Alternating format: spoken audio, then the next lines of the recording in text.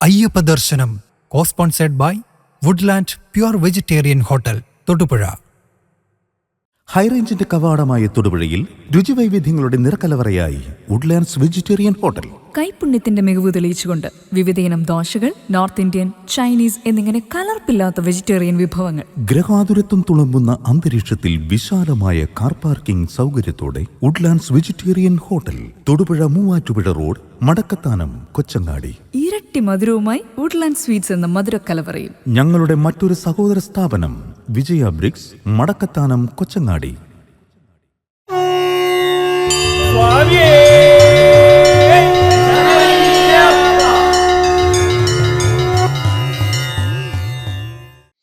സ്വാമിയേ ശരണമയ്യപ്പ, സ്വാമിയേ ശരണമയ്യപ്പ, ഹരിഹര സുതനാനന്ദചിത്തൻ അയ്യനയ്യപ്പ, സ്വാമിയേ ശരണമയ്യപ്പ. ഇന്ന് നമ്മൾ 62ാമത് എപ്പിസോഡിലേക്ക് പ്രവേശിക്കുകയാണ്. ധനു 30-ന് മകരസംക്രമ ദിവസം ആരംഭിച്ച മണിമണ്ഡപത്തിൽ നിന്നും എഴുന്നള്ളത്ത് 3ാമത് ദിവസത്തിലേക്ക് പ്രവേശിച്ചിരിക്കുകയാണ്. ഈ 3ാമത് ദിവസം ചില പ്രത്യേകതകൾ ഉണ്ട്. ആദ്യത്തെ ദിവസം ശൈശവ രൂപത്തിലും 2ാമത് ദിവസം ബാലക രൂപത്തിലും ഒക്കെ വരുന്ന ഭഗവാൻ 3ാമത് ദിവസമാകുമ്പോൾ യുവത്വത്തിലേക്ക്, കൗമാരത്തിനും യുവത്വത്തിനും ഇടയ്ക്കുള്ള ഒരു ഭാഗത്തേക്ക് വരികയും ആ ദിവസം മുതൽ 3ാമത് ദിവസം മുതൽ പന്തളത്ത് തമ്പുരാൻ രാജപ്രതിനിധി സന്നിധാനത്ത് പ്രവേശിക്കുകയും ചെയ്യുന്നു. സന്നിധാനത്തെത്തുന്ന രാജപ്രതിനിധിയെ ദേവസ്വം അധികൃതർ സ്വർണവാൾ നൽകി സ്വീകരിക്കുകയും അദ്ദേഹത്തെ മാളികപ്പുറത്തുള്ള രാജപ്രതിനിധിയുടെ കൊട്ടാരത്തിലേക്ക് ആനയിക്കുകയും ചെയ്യും. അന്നു മുതൽ ശബരിമല ഉത്സവവുമായി, മകരവിളക്കുത്സവവുമായി നടക്കുന്ന മുഴുവൻ പരിപാടികൾക്കും 3ാം ദിവസം മുതൽ അതിൻ്റെ മേൽനോട്ട ചുമതല മുഴുവനും പന്തളത്ത് രാജപ്രതിനിധിക്കാണെന്നുള്ള വിവരം അറിഞ്ഞിരിക്കുക. സാധാരണ നിലയിൽ 1-2 ദിവസങ്ങളിൽ നടന്നതുപോലെ മാളികപ്പുറം മേൽശാന്തി കളത്തിലെത്തി പൂജ നടത്തി ആവാഹിച്ച് അവിടെ നിന്നും 18ാം പടിയിലെത്തി 18ാം പടിയിലെ പൂജയും കഴിച്ച് അവിടെ നായാട്ടുവിളി നടത്തി ആദിശാസ്താവിനെ പ്രദക്ഷിണം ചെയ്ത് തിരിച്ച് മണിമണ്ഡപത്തിൽ എത്തിച്ചേരുന്നു. അടുത്ത 4ാമത് ദിവസവും 5ാമത് ദിവസവും 4ാമത് ദിവസവും ഏകദേശം ഇത് തന്നെയാണ് രാത്രിയിൽ നടക്കുന്ന പരിപാടി. 5ാം ദിവസം അടുത്ത എപ്പിസോഡിൽ വ്യക്തമാക്കുന്നത് കൊണ്ട് അതിനെക്കുറിച്ച് കൂടുതൽ പറയുന്നില്ല. തെക്കേ ഇന്ത്യയിലെ ഏറ്റവും വലിയ ജനക്കൂട്ടം എത്തിച്ചേരുന്നത് ശബരിമലയിലാണ് എന്ന കാര്യത്തിൽ ആർക്കും സംശയമില്ല. വാഴക്കുല ചുണ്ണാമ്പു തൊട്ട് എണ്ണുന്നത് മാതിരി ശബരിമല സന്നിധാനത്തെത്തുന്ന ഭക്തന്മാരെ ക്യൂ സിസ്റ്റത്തിന്റെ അടിസ്ഥാനത്തിൽ നമ്പർ കൊടുത്ത് എണ്ണി ഇത്ര ലക്ഷം പേർ പങ്കെടുത്തു എന്ന് പറയാൻ തയ്യാറെടുക്കുന്ന ആ ഒരവസ്ഥ സത്യത്തിൽ അങ്ങേയറ്റം ഖേദകരമായിട്ടാണ് തോന്നുന്നത്. അത് പറയാനുള്ള പ്രത്യേക സാഹചര്യം ഇവിടെ ശബരിമലയിൽ എത്തുന്ന തീർത്ഥാടകരെ നിയന്ത്രിക്കുന്നതിന് വേണ്ടിയിട്ടാണ് ഞങ്ങളിത് ചെയ്യുന്നത്. പ്രിയപ്പെട്ടവരെ, അല്പകാര്യങ്ങൾ ഇവിടെ ചോദിക്കാനുണ്ട്. ഒന്ന്, 2018-ന് മുൻപ് ശബരിമലയുണ്ടായിരുന്നു, ശബരിമല തീർത്ഥാടകരുണ്ടായിരുന്നു. ആ തീർത്ഥാടകരെ വഹിച്ചുകൊണ്ടുള്ള വാഹനങ്ങൾ പമ്പയിൽ എത്തിച്ചേരാറുമുണ്ടായിരുന്നു. നിയന്ത്രണങ്ങളും ധാരാളമായും കൃത്യമായി നടത്തിയിരുന്നു. അന്നൊന്നുമില്ലാത്ത നിയന്ത്രണം ഇപ്പോൾ കൊണ്ടുവന്നത് എന്തിനു വേണ്ടി, ആർക്കു വേണ്ടി? ആരുടെയോ താല്പര്യങ്ങൾ സംരക്ഷിക്കുന്നതിന് വേണ്ടിയാണ് 2018-ന് ശേഷമുള്ള വെർച്വൽ ക്യൂ സിസ്റ്റവും അതോടൊപ്പം ഭക്തരുടെ മേൽ അനാവശ്യമായ നിയന്ത്രണങ്ങളും ഏർപ്പെടുത്തുന്നത് എന്ന കാര്യത്തിൽ ഒരു സംശയവും ആർക്കും വേണ്ട. രണ്ടാമത്, ശബരിമല തീർത്ഥാടകന്റെ അവകാശമാണ് തനിക്ക് ക്ഷേത്രത്തിലെ ദർശനത്തിന് പോകാൻ സാധിക്കുക എന്നുള്ളത്. ഏതൊരു പൗരന്റെയും, ഭാരതത്തിലെ ഏതൊരു പൗരന്റെയും മൗലികാവകാശത്തിൽപ്പെടുന്നതാണ്. അവനവർ വിശ്വസിക്കുന്ന മതത്തിൽ പ്രവർത്തിക്കാനും ആ മതത്തിനോട് അനുബന്ധമായ കാര്യങ്ങൾ ചെയ്തു തീർക്കുന്നതിനും. തീർത്ഥാടകന്റെ ആ അവകാശം എന്ന് ഉദ്ദേശിക്കുന്നത് എവിടെയാണോ എത്തുന്നത് ആ എത്തുന്നിടത്തുനിന്ന് ലഭിക്കാനുള്ള എല്ലാ വിധത്തിലുള്ള, ക്ഷേത്രമാണെങ്കിൽ ദർശനത്തിനുള്ള അവകാശം, വഴിപാട് കഴിക്കുന്നതിനുള്ള അവകാശം, ഇതൊന്നും നൽകാൻ കഴിയാത്ത അവസ്ഥ. ആ തരത്തിൽ ശബരിമലയെ തകർക്കാൻ ശ്രമിക്കുന്ന ഭരണാധികാരത്വത്തിന്റെ കുത്സിത പ്രവൃത്തി. അതിനോടനുബന്ധമായിട്ട് ഒരു കാര്യം കൂടി ചൂണ്ടിക്കാണിക്കുന്നു. ശബരിമല തീർത്ഥാടനത്തിൽ ഏറ്റവും കൂടുതൽ എത്തിച്ചേരുന്ന ആളുകളിൽ ഏതാണ്ട് 40%-നും 50%-നും ഇടയ്ക്കുള്ള ആളുകൾ കേരളത്തിന് പുറത്തു നിന്ന് എന്ന് പറയുന്നതിനേക്കാൾ ഉപരി തമിഴ്നാട്ടിൽ നിന്നുള്ളവരാണ്. ആ തമിഴ്നാട്ടിൽ നിന്നുള്ള ഭക്തന്മാരുടെ വാഹനങ്ങൾ കേരളത്തിലേക്ക് പ്രവേശിക്കണമെങ്കിൽ 50 പേർ കയറിയ വാഹനത്തിന് 2.5 ലക്ഷത്തോളം രൂപ ചാർജ് ചെയ്യുന്നു എന്ന് പറഞ്ഞാൽ അത് ബഹുമാന്യനായ ട്രാൻസ്പോർട്ട് മന്ത്രി ഗണേഷ് കുമാർ വ്യക്തമായി അദ്ദേഹം ഒരു വാർത്ത നൽകിയിരുന്നു. കേരളത്തിൽ നിന്ന് പോകുന്ന വാഹനങ്ങൾക്ക് തമിഴ്നാട്ടിൽ പണം കൂടുതൽ വസൂലാക്കാൻ ശ്രമിച്ചാൽ കേരളത്തിലേക്ക് തമിഴ്നാട്ടിൽ നിന്ന് വരുന്ന വാഹനങ്ങൾക്ക് അതിനിരട്ടി പണം ഒരു സംശയവുമില്ല ഞങ്ങൾ വാങ്ങിച്ചെടുക്കും എന്ന് പറഞ്ഞപ്പോൾ അതിനെ ശക്തമായി അപലപിക്കുകയും എതിർക്കുകയും ചെയ്ത കൂട്ടത്തിലാണ് ഞങ്ങളുള്ളത്.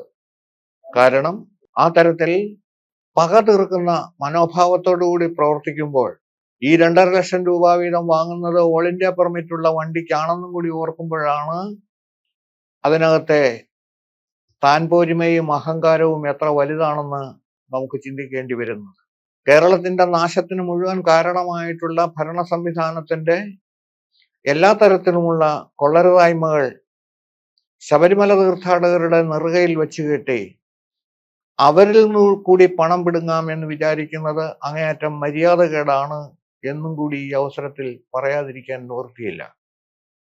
ഇതൊരു വണ്ടിക്ക് മാത്രമല്ല, ബസ്സുകൾക്ക് മാത്രമല്ല, 10 പേര് കയറുന്ന വാനുകൾക്കാവട്ടെ, ഇന്നോവ പോലുള്ള കാറുകൾക്കാവട്ടെ, അതിനും എല്ലാം ഈ തരത്തിൽ പണം വസൂൽ ചെയ്യുമ്പോൾ ശബരിമല തീർത്ഥാടനത്തെ നശിപ്പിക്കാനും തീർത്ഥാടകരോടുള്ള അപമര്യാദയുമായിട്ട് മാത്രമേ ഇതിനെ കാണാൻ സാധിക്കുന്നുള്ളൂ. പിണറായിയും പിണറായിയുടെ കൂട്ടരും ചേർന്ന് ശബരിമല തീർത്ഥാടനത്തെ ഇല്ലാതാക്കാൻ ശ്രമിച്ചതിന്റെ ബാക്കി പത്രം ഇന്നും അനുഭവിച്ചുകൊണ്ടിരിക്കാനുള്ള ദുര്യോഗമാണ് നമുക്കുള്ളതെങ്കിൽ പോലീസിന്റെ ഭാഗത്തു നിന്നും ഇത്തവണ കുറച്ച് നല്ല രീതിയിലുള്ള പെരുമാറ്റം ലഭിച്ചിരുന്നുവെങ്കിലും ബാക്കിയൊന്നും നമുക്ക് അംഗീകരിക്കാൻ കഴിയാത്ത തരത്തിലുള്ള പ്രവർത്തനങ്ങളാണ് ഉണ്ടായത് എന്ന് ശബരിമലയിൽ പോയിട്ട് വന്നിട്ടുള്ള ഓരോ ഭക്തന്മാർക്കും പറയാനുണ്ട്, ഓർമ്മിക്കാനുണ്ട്, അയവിറക്കാനുണ്ട് എന്നും കൂടി അവസരത്തിൽ ചൂണ്ടിക്കാണിക്കുകയാണ്. ഞാൻ ഇത്രയും പരമപ്രധാനമായ വസ്തുതകൾ വ്യക്തമാക്കിയതിൽ മറ്റൊരു പ്രധാനപ്പെട്ട കാരണം, ഭാരതം എന്ന് പറയുന്ന ഈ മഹത്തായ ബൃഹത്തായ രാജ്യത്തിന്റെ ഏറ്റവും തെക്കേ അറ്റത്താണ് ശബരിമല സ്ഥിതി ചെയ്യുന്നത്. കേരളത്തിൽ സ്ഥിതി ചെയ്യുന്ന ശബരിമല തെക്കേ ഇന്ത്യയിലെ ഏറ്റവും വലിയ ജനക്കൂട്ടത്തെയാണ് ആകർഷിച്ചുകൊണ്ടിരിക്കുന്നതെന്ന് എല്ലാവർക്കും അറിയാം. ശബരിമല തീർത്ഥാടനം കഴിഞ്ഞ് പങ്കെടുത്തവരുടെ അല്ലെങ്കിൽ തീർത്ഥാടകരുടെ എണ്ണത്തെക്കുറിച്ച് നോക്കുമ്പോൾ എതിലെ പോയാലും 1 കോടിക്കടുത്ത ആളുകൾ എത്തിയിട്ടുണ്ടാവും എന്ന കാര്യത്തിന് സംശയം വേണ്ട. അതിലെത്ര പുറത്തു വരും എന്നറിയില്ല. തെക്കേ ഇന്ത്യയിലെ ഈ വലിയ ബൃഹത്തായ ശബരിമല തീർത്ഥാടനത്തിന്റെ പരിസമാപ്തി കുറിക്കുന്ന ദിവസത്തിന്റെ തൊട്ടു തലേ ദിവസം ജനുവരി മാസം 13-ാം തീയതി അഥവാ ധനുമാസം 30-ാം തീയതി ഉത്തരഭാരതത്തിൽ ലോകത്തിലെ ഏറ്റവും വലിയ ഉത്സവത്തിന് തുടക്കം കുറിച്ചു. ലോകം മുഴുവനും എന്തെല്ലാം മാധ്യമങ്ങൾ ഉപയോഗിച്ചിട്ടായാലും അത് മുഴുവനും തൊട്ട് അടുത്ത് കാണത്തക്ക നിലയിൽ ലോക ജനത മുഴുവനും ഇങ്ങോട്ടേക്ക് ശ്രദ്ധിച്ചിരിക്കുകയാണ് ഭാരതത്തിലേക്ക്. എന്തായിരിക്കും കാരണം?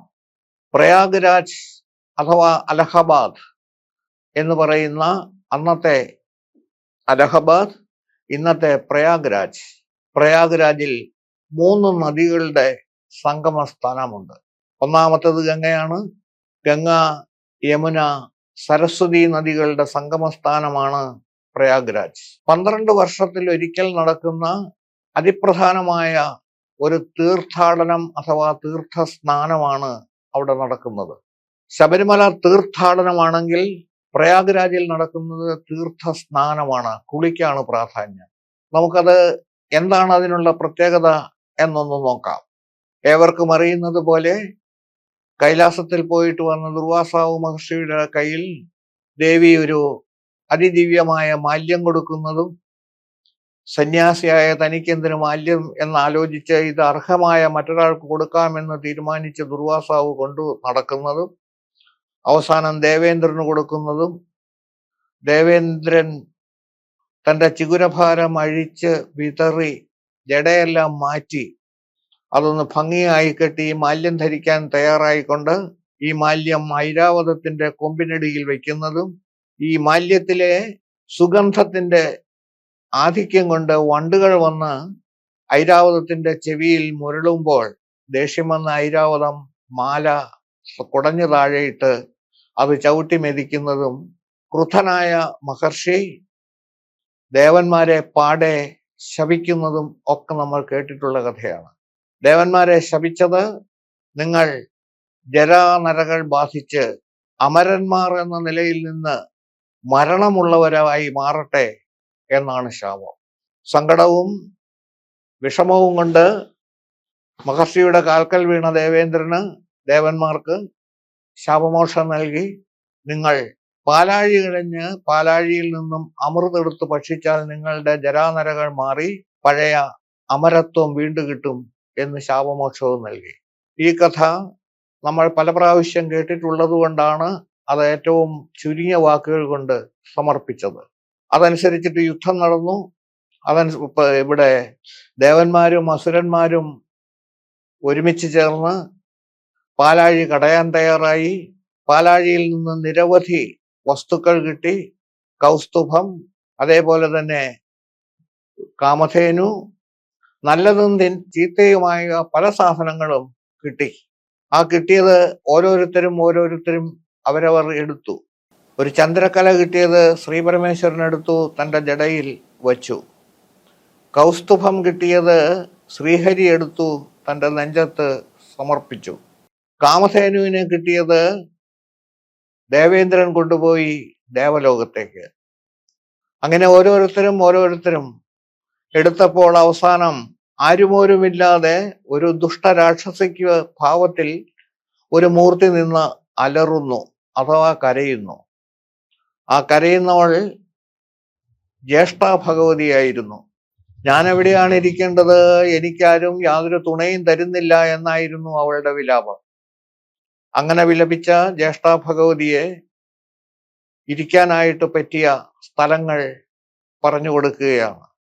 ആരും അടിച്ചുവാരലും വിളക്കുവയ്പുമില്ലാത്ത വീടുകളിൽ നീ കയറിയിരുന്നോളൂ. ചിരവ ചാരി വയ്ക്കുന്നിടത്ത് നീ ഇരുന്നുകൊള്ളൂ. ചൂതുകളി നടക്കുന്ന വേദിയിൽ നിനക്കിരിക്കാൻ സ്ഥലം തരും. അങ്ങനെ ഏതെല്ലാം മുഹൂർത്തങ്ങളിൽ കൊള്ളാത്ത സ്ഥലങ്ങൾ എന്ന് പറയുന്ന എന്തൊക്കെയുണ്ടോ അവിടെയെല്ലാം ജ്യേഷ്ഠ ഭഗവതിക്ക് ഇരിക്കാനുള്ള സ്ഥാനം കൊടുത്തു. ഇവിടെ ഈ പാലാഴി കടഞ്ഞ് അവസാനം അമൃതിന്റെ കുംഭവുമായി ദേവത ഉയർന്നു വന്നു. ധന്വന്തരിയുടെ കയ്യിൽ നിന്ന് അമൃത് തട്ടിയെടുത്തത് അസുരന്മാരാണ്. അസുരന്മാരുടെ കയ്യിൽ നിന്നും ദേവദേവൻ മഹാവിഷ്ണു മോഹിനിയുടെ രൂപത്തിൽ അമൃത് തിരിച്ചെടുത്തു. അത് സൂക്ഷിക്കുന്നതിന് ഒരു കഥയിൽ പറയുന്നത് ഇന്ദ്രപുത്രനാണെന്നും മറ്റൊരു കഥയിൽ പറയുന്നത് അത് സൂക്ഷിക്കുന്നതിനു വേണ്ടി ഗരുഡനെ ഏൽപ്പിച്ചു എന്നുമാണ്. അങ്ങനെ ഏൽപ്പിക്കാൻ തയ്യാറായ ഈ അമൃതന്റെ പാത്രവുമായിട്ട് പോകുന്ന പോക്കിൽ 4 സ്ഥലങ്ങളിൽ വിശ്രമാർത്ഥം ഗരുഡന് അമൃതകുംഭവുമായി ഇരിക്കേണ്ടി വന്നു. അങ്ങനെ 4 സ്ഥലങ്ങളിൽ ഇരിക്കാൻ സാധിച്ചത് ഈ 4 സ്ഥലങ്ങളിലും അസുരന്മാർക്ക് പ്രവേശനമില്ലാത്ത സ്ഥലങ്ങളാണ്. ആ കാരണം കൊണ്ട് ഇവിടെ യാതൊരു വിഷമവുമില്ലാതെ ഈ അമൃത കുംഭവുമായി ഗരുഡന് വിശ്രമിക്കാൻ സാധിച്ചു. ഓരോ പ്രാവശ്യവും ഓരോ സ്ഥലത്തു നിന്നും അമൃതകുംഭം എടുക്കുമ്പോൾ യാത്രയുടെ വേഗത കൊണ്ട് അമൃതകുംഭം തുളമ്പി അമൃത് അവിടെ വീഴാനിടയായി. അങ്ങനെ വീഴാനിടയായ 4 സ്ഥലങ്ങളാണ് പ്രയാഗ്രാജ്, ഹരിദ്വാർ, ഉജ്ജയിനി, നാസിക്. ഇത് 4ഉം തീർത്ഥസ്നാനങ്ങളാണ്. ഈ തീർത്ഥസ്ഥാനങ്ങളിലെ ക്ഷേത്രങ്ങളിലല്ല നമ്മൾ പോകുന്നത്. അവിടുത്തെ ഏറ്റവും പ്രധാനപ്പെട്ട വഴിപാട് എന്ന് ഉദ്ദേശിക്കുന്നത് സ്നാനമാണ്, കുളിയാണ്.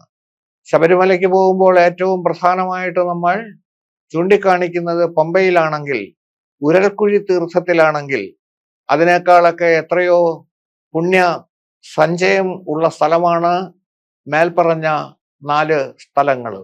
അപ്പോൾ ഇവിടെ ശബരിമലയിലെ തീർത്ഥാടനം അവസാനിക്കുമ്പോഴേക്കും ഉത്തരേന്ത്യയിലെ തീർത്ഥസ്നാനം 1-2 പേരല്ല, ഓരോ ദിവസവും ശരാശരി ജനുവരി മാസം 13-ാം തീയതി ആരംഭിച്ച കുംഭമേള എന്ന് പറയുന്ന ലോകോത്തര ഉത്സവം, ശബരിമലയും ഭാരതത്തിലാണ്, കുംഭമേള നടക്കുന്ന സ്ഥലങ്ങളും ഭാരതത്തിലാണ്.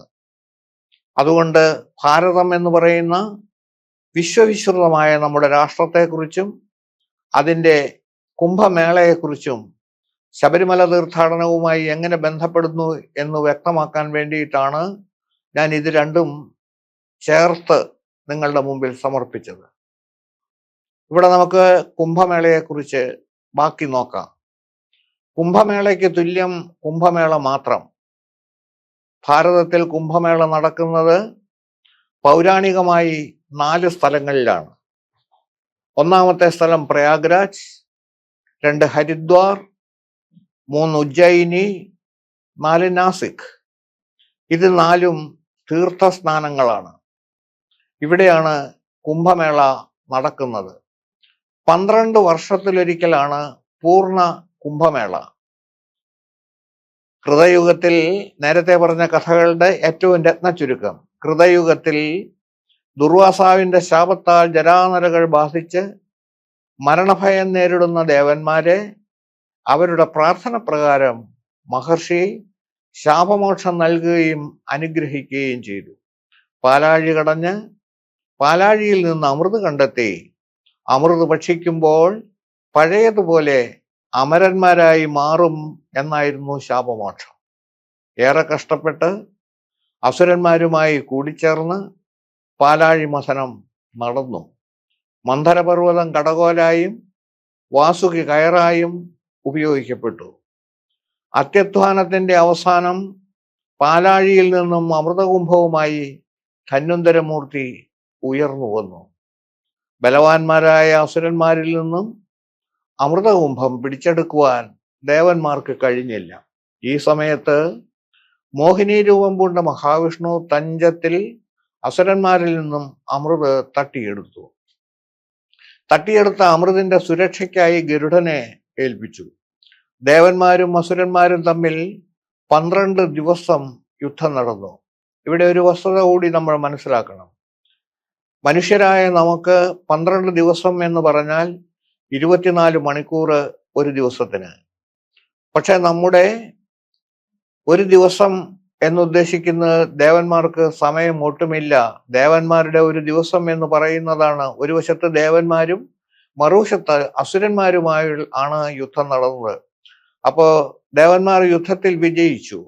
മനുഷ്യരുടെ 12 ദിവസമല്ല നടന്നത്, ദേവന്മാരുടെ 12 ദിവസമാണ്. അപ്പൊ നമ്മെ സംബന്ധിച്ചിടത്തോളം മനസ്സിലാക്കി വയ്ക്കേണ്ടുന്നത്, മനുഷ്യരുടെ 12 ദിവസമല്ല യുദ്ധം നടന്നതെന്ന് ഓർക്കുമ്പോൾ 12 വർഷം നീണ്ടു നിന്ന യുദ്ധത്തിന്റെ ഇടയ്ക്ക് അമൃതകുംഭത്തിന്റെ സുരക്ഷയ്ക്കായി 4 സ്ഥലങ്ങളിൽ ഈ അമൃതം ഇറക്കി വയ്ക്കേണ്ടി വന്നു. ഈ സ്ഥലങ്ങളിലാണ് പിൽക്കാലത്ത് കുംഭമേളകൾ എന്ന പേരിൽ കോടിക്കണക്കിന് ആളുകൾ ഒരുമിച്ച് കൂടുവാൻ തുടങ്ങിയത്. ആ സ്ഥലങ്ങൾ ഏറ്റവും പവിത്രമായി അറിയപ്പെട്ടു. പരമപവിത്രമായ ഗംഗ, യമുന, സരസ്വതി എന്നീ 3 തീർത്ഥ നദികളുടെ സംഗമ സ്ഥാനമാണ് പ്രയാഗ്രാജ്. ഈ പവിത്രതയ്ക്ക് ഉപരിയാണ് അമൃതിന്റെ സാന്നിധ്യം. രണ്ടാമത്തേത് ഹരിദ്വാർ ആണ്, മൂന്നാമത്തേത് നാസിക്കാണ്, നാലാമത്തേത് ഉജ്ജയിനിയാണ്. 45 ദിനരാത്രങ്ങൾ തുടർച്ചയായിട്ടാണ് ഈ പറഞ്ഞ ഉത്സവം നടക്കുന്നത്. ലോകത്തിന്റെ നാനാഭാഗങ്ങളിൽ നിന്നും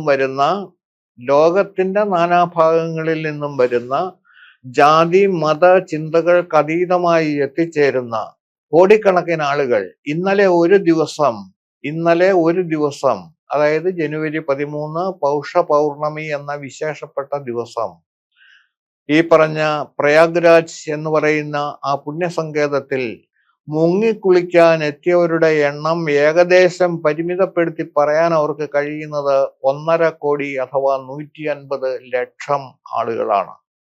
തുടക്ക ദിവസം തന്നെ 150 ലക്ഷം ആളുകൾ എത്തിച്ചേർക്കാൻ സാധിച്ചു എന്ന് നമ്മൾ മനസ്സിലാക്കിയാൽ ഇതിനു വേണ്ടി എത്ര അധ്വാനം ഏതെല്ലാം വിഭാഗങ്ങളിൽ നിന്നുണ്ടാവുന്നു എന്നുകൂടി ഓർമ്മിക്കുക.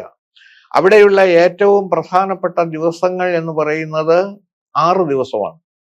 ജനുവരി 13-ാം തീയതി പൗഷ പൗർണമി, ജനുവരി 14-ന് മകരസംക്രാന്തി, ജനുവരി 29 മൗന അമാവാസി, ഫെബ്രുവരി 3-ന് വസന്ത പഞ്ചമി, ഫെബ്രുവരി 12-ന് മാഘ പൗർണമി, ഫെബ്രുവരി 26-ന് മഹാശിവരാത്രി. ഭാരതത്തിന്റെ സാംസ്കാരികവും ആത്മീയവുമായ ആഴങ്ങളിലേക്ക് ആഴ്ന്നിറങ്ങുന്നതിന് തുല്യമാണ് മഹാകുംഭമേളയിലെ സ്നാനം. ലൗകികവും അലൗകികവുമായ ചിന്താധാരകളെ ഒരുപോലെ ആശ്ലേഷിക്കുന്ന ആത്മതത്വത്തിന്റെ സാരാംശം ലോകത്തിന് പകരുന്ന അനേകായിരം ദാർശനികർക്ക് ജന്മം നൽകിയ ഭാരതഭൂമിയിൽ മഹാകുംഭമേളയ്ക്ക് തുടക്കം. അമൃതകുംഭത്തിന്റെ ചുമതലയുണ്ടായിരുന്നത് ഗരുഡനാണ്. അസുരന്മാർക്ക് പ്രവേശനമില്ലാത്ത 4 ഇടമാണ് ഉള്ളത്. നേരത്തെ അത് സൂചിപ്പിച്ചതാണ്, അതൊന്ന് വിശദീകരിക്കുന്നു എന്ന് മാത്രം.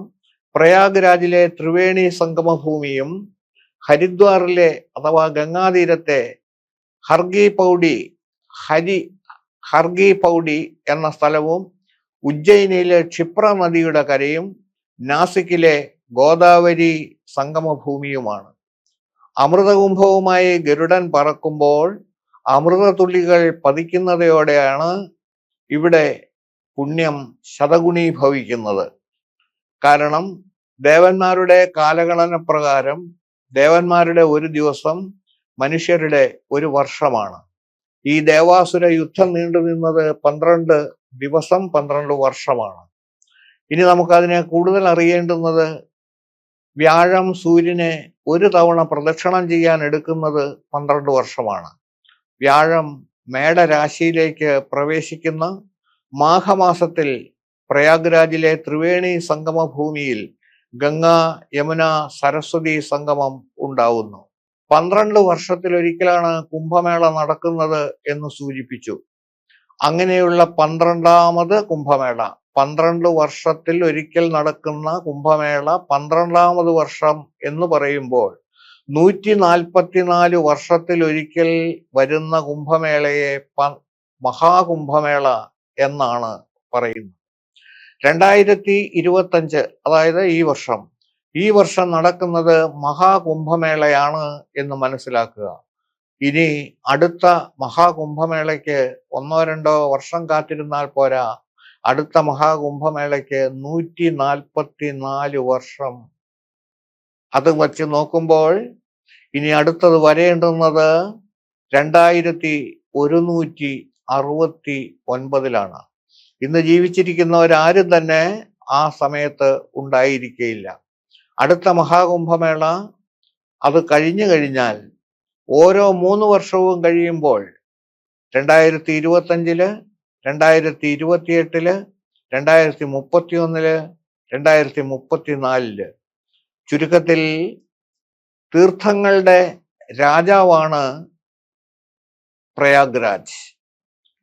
ഈ കുംഭമേളകൾ നടത്തുവാൻ ഉത്തരവാദിത്തപ്പെട്ടിട്ടുള്ളവർ ആരെന്ന് ചോദിച്ചാൽ 13 സന്യാസി സംഘടനകളാണ് അതിൻ്റെ ചുമതലക്കാർ. ആ 13 സന്യാസി സംഘടനകളിലെ 7 സന്യാസി സംഘടനകൾ അഖാഡകൾ എന്നറിയപ്പെടുന്നതാണ്. 7 സന്യാസി അഖാഡ. ഇനി അഖാഡ എന്താണെന്ന് അറിയണമെങ്കിൽ, അഖാഡ എന്നത് കേരളത്തിൽ നമ്മെ സംബന്ധിച്ചിടത്തോളം നമുക്ക് അറിയാൻ കഴിയുന്നത് ഇങ്ങനെയാണ്. നമ്മുടെ ഉത്തര കേരളത്തിൽ കളരികൾ സ്ഥാപിക്കപ്പെട്ടിട്ടുണ്ട്. തച്ചോളിയോദയനൻ, ആരോമലുണ്ണി തുടങ്ങിയിട്ടുള്ളവർക്കൊക്കെ കളരികൾ ഉണ്ടായിരുന്നു. ഇന്നും പല സ്ഥലത്തും കളരികളുണ്ട്. ആയോധന മുറ പഠിപ്പിക്കുന്ന സ്ഥലമാണ് കളരികൾ എന്ന പേരിൽ അറിയപ്പെടുന്നത്. ആ തരത്തിൽ ആയോധന മുറകൾ പഠിക്കുകയും പഠിച്ചത് പ്രാബല്യത്തിൽ വരുത്തുകയും ചെയ്തിട്ടുള്ള സന്യാസി സംഘടനകൾ ധാരാളമായിട്ടുണ്ട്. ആ സന്യാസി സമൂഹത്തിന്റെ, ഈ ആയോധന വിദ്യ ശീലിച്ചിട്ടുള്ള സന്യാസി സമൂഹത്തിന്റെ ഏറ്റവും പ്രമുഖമായിട്ടുള്ള സംഘടനകളാണ് അഖാഡകൾ എന്നറിയപ്പെടുന്നത്. അവർ ഈശ്വര സായുജ്യത്തിനു വേണ്ടി ശ്രമിക്കുന്നതിനോടൊപ്പം കളരിയും ശരിയായ രീതിയിൽ ഉൾക്കൊള്ളുന്നു. നമ്മൾ പറയുന്ന നാഗ സന്യാസിമാരിൽ 99% ഈ പറഞ്ഞ അഖാഡകൾക്ക് കീഴിലുള്ളവരാണ്. അവർ സ്വന്തം ശരീരത്തെ മറന്ന്, ചേതനയെ മറന്ന് അവരുടെ ഉള്ളിലുള്ളത് ഇതുമാത്രമാണ്. അടുത്തത് 3 വൈരാഗി അഖാഡകളാണ്. വൈരാഗി അഖാഡകളെ സംബന്ധിച്ചിടത്തോളം അവർ അറിവിന്റെ നിറകുടങ്ങളാണ്. 3 ഉദാസി അഖാഡകൾ. ഏകദേശം ഈ പറഞ്ഞിട്ടുള്ള കുംഭമേളയ്ക്ക് എത്തും എന്ന് പ്രതീക്ഷിക്കുന്നത് 1000-ഓ 2000-ഓ പേരല്ല. അവരുടെ കണക്കനുസരിച്ചിട്ട്, ഗവൺമെന്റിന്റെ കണക്കനുസരിച്ചിട്ട് 45 ദിവസം നീണ്ടു നിൽക്കുന്ന ഈ ആഘോഷങ്ങളിൽ ലോകത്തിന്റെ വിവിധ ഭാഗങ്ങളിൽ നിന്നായി എത്തിച്ചേരും എന്ന് പ്രതീക്ഷിക്കുന്നത് 40 കോടിക്കും 50 കോടിക്കും ഇടയ്ക്കുള്ള ആളുകളാണ്. ലോകത്തിലെ തന്നെ ഏറ്റവും വലിയ തീർത്ഥസ്നാന ഉത്സവം എന്ന് നമുക്ക് വ്യക്തമാക്കാൻ സാധിക്കുന്നതാണ് ഈ പറഞ്ഞ കുംഭമേള എന്നുള്ളത് അറിയുക. ഈ കുംഭമേളയ്ക്ക് ഗവൺമെന്റിൽ നിന്നും ചിലവ്, ഓർമ്മിക്കുക, ഗവൺമെന്റിൽ നിന്നും ചിലവ് ഏകദേശം 7000 കോടി മുതൽ 9000 കോടി വരെ വേണ്ടിവരും എന്ന് പറയുന്നു. അതനുസരിച്ചിട്ട് ഇത് ചെയ്യാൻ തയ്യാറായി കഴിയുമ്പോൾ അവിടെ 50 ഏക്കർ സ്ഥലത്ത്, 50 ഹെക്ടാർ സ്ഥലത്ത് സ്ഥിതി ചെയ്യുന്നതായ കുംഭമേളയുമായി ബന്ധപ്പെട്ട വ്യാപാരം, വിവിധ തരത്തിലുള്ള വ്യാപാര സ്ഥാപനങ്ങളിൽ നടന്നേക്കും എന്ന്, 45 ദിവസം കൊണ്ട് നടക്കും എന്ന് പ്രതീക്ഷിക്കുന്ന വിവിധ തരത്തിലുള്ള വാണിജ്യ വ്യാപാര ബന്ധത്തിൽ, ഇരുകൂട്ടരുമായിട്ടുള്ള ബന്ധത്തിൽ അവിടെ നടക്കും എന്ന് പ്രതീക്ഷിക്കുന്നത് ഏകദേശം 2 ലക്ഷം കോടി രൂപയാണ്. ചിലവ് വരുന്നത് 7000 കോടി രൂപയും വരുമാനമുണ്ടാകാവുന്നത് 2 ലക്ഷം കോടിയും എന്നാണ് UP സർക്കാർ മനസ്സിലാക്കി വച്ചിരിക്കുന്നത്. മാത്രമല്ല, ലോകത്തിന്റെ നാനാഭാഗങ്ങളിൽ നിന്ന്, ഏതാണ്ട് 100ഓളം രാജ്യങ്ങളിൽ നിന്ന് ഈ പറഞ്ഞ കുംഭമേള ലോകത്തെ ബോധ്യപ്പെടുത്താൻ തയ്യാറായിക്കൊണ്ടുള്ള മാധ്യമ പ്രവർത്തകരുടെ പട തന്നെയാണ് അവിടേക്ക് എഴുന്നള്ളിയിട്ടുള്ളത്. 1-2 രാജ്യങ്ങളിലല്ല, 100ഓളം രാജ്യങ്ങളിലെ പത്രപ്രവർത്തകർ. ഇത് ലോകം ഔത്സുക്യപൂർവം, അതേസമയം അതിശയപൂർവം എന്താണ് സംഭവിക്കുന്നത് എന്ന് നോക്കിയിരിക്കുന്ന ഒരു സാഹചര്യമാണ് കുംഭമേളയെ സംബന്ധിച്ച് ഉണ്ടായിട്ടുള്ളത്. അഭിമാനത്തോടുകൂടി പറയാം, കേരളത്തിൽ നിന്ന് 31 സന്യാസിമാരെ ഈ കുംഭമേളയ്ക്ക് ക്ഷണിച്ചിട്ടുണ്ട്. രാമക്ഷേത്രത്തിലെ വിഗ്രഹപ്രതിഷ്ഠയ്ക്ക് വേണ്ടി ക്ഷണിച്ചിരുന്നത് പോലെ തന്നെ UP ഗവൺമെന്റിന്റെ ആ തരത്തിലുള്ള ക്ഷണപത്രികയും അതിനുള്ള എല്ലാ സൗകര്യങ്ങളും അവർ ചെയ്തിരിക്കുന്നു. അതനുസരിച്ചിട്ട് ഇത് മറ്റുള്ള ആളുകൾക്ക് പങ്കെടുക്കാൻ സാധിക്കുമെങ്കിലും ഈ തീർത്ഥാടനം എന്ന് പറയുന്നത് ഭാരതത്തിലെ ഏതാണ്ട് 1 കോടിയോളം വന്നേക്കാവുന്ന സന്യാസിമാരുടെ ഒരു ആത്മസുഹൃതം കൂടിയാണ് എന്ന് പറയാതിരിക്കാൻ തരമില്ല. ആ തരത്തിലുള്ള തെക്ക് ശബരിമല തീർത്ഥാടനം അവസാനിച്ചു, വടക്ക് കുംഭമേള ആരംഭിച്ചു.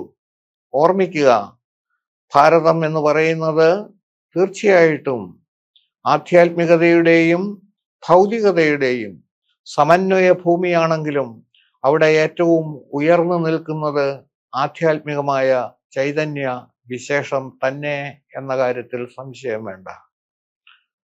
പ്രിയപ്പെട്ടവരെ, നമ്മുടെ 62ാമത് എപ്പിസോഡിൽ നമുക്ക് പ്രയാഗ്രാജ് എന്ന സ്ഥലത്ത് നടക്കുന്ന ഈ വർഷത്തെ ജനുവരി 13 മുതൽ ഫെബ്രുവരി 26 വരെ നീണ്ടു നിൽക്കാൻ കഴിയുന്ന 45 ദിവസത്തെ ഈ മഹാകുംഭമേളയിൽ 144 വർഷം കൂടുമ്പോൾ ഒരിക്കൽ ഉണ്ടാകുന്ന ഈ കുംഭമേളയിൽ ഇതിന്റെ കാലത്ത് ഈ 45 ദിവസം ജീവിച്ചിരിക്കാൻ കഴിയുന്നു എന്ന് പറയുന്നതാണ്, ഈ കാലത്ത് ജീവിക്കാൻ കഴിയുന്നു എന്ന് പറയുന്നതാണ് നമ്മുടെ സുഹൃതത്തിന്റെ ഭാഗം എന്ന് മാത്രം ഓർമ്മിപ്പിച്ചുകൊണ്ട് ഞാനിത് ഈ എപ്പിസോഡ് പ്രിയങ്കരായ നമ്മുടെ രാജ്യത്തെക്കുറിച്ച് അഭിമാനിക്കുന്ന ജനങ്ങളുടെ മുമ്പിൽ സാദരം സമർപ്പിക്കുന്നു. 63ാമത് എപ്പിസോഡ് നാളെ നമുക്ക് കേൾക്കാം. ഏവർക്കും നന്ദി, നമസ്കാരം. സ്വാമിയേ ശരണമയ്യ.